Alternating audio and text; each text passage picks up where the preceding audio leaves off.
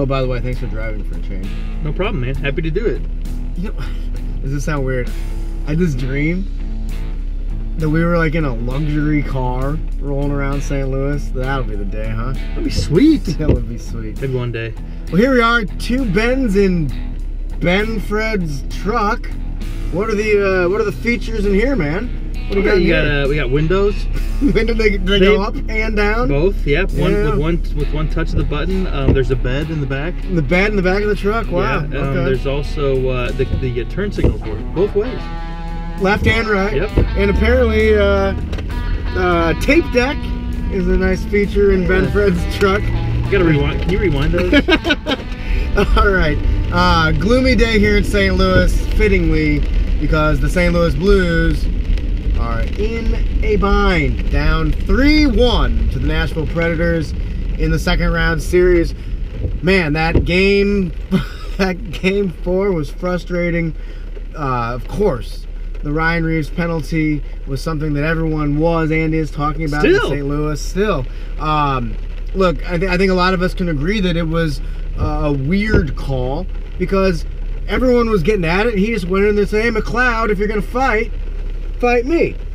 And kind of like in Wayne's World, if you're gonna spew in this. You just wanted to grab him by the collar a little bit. Just give him, somebody's got to do that. Yeah. So that was frustrating. Yeah. And then they scored. The other team scored the power play goal. But for me, if we're pointing fingers, hey Edmondson, that penalty he did on Subban, I don't think that should have had a embellishment call. So if we're gonna point fingers at Reeves, we definitely have to point one at Edmondson too in that situation because that could have easily been another Nashville power play. But regardless, Ben, regardless. Well, hold on a second. Oh, excuse me. Can we just give like a PSA to officials and referees out there? No one wants to see you be part of the story. Right. I don't want to know your name. Especially not in the postseason. Yeah. Keep your name out of the paper. That's just do your job. Look, we know that penalties happen. You got to call them.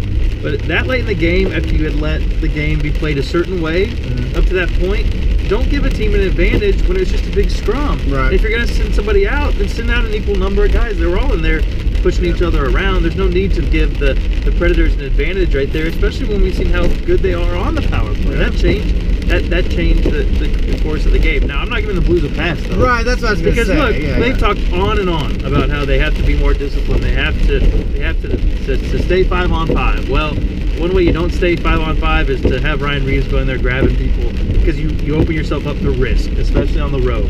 So they said they needed to be smarter. They weren't smarter, and it got to it. Now they got to win 3 in a row. Penalties or not, they have to score more goals. And credit to that first line for at least trying to make some things happen. But the second down, I mean, Perron and Berglund.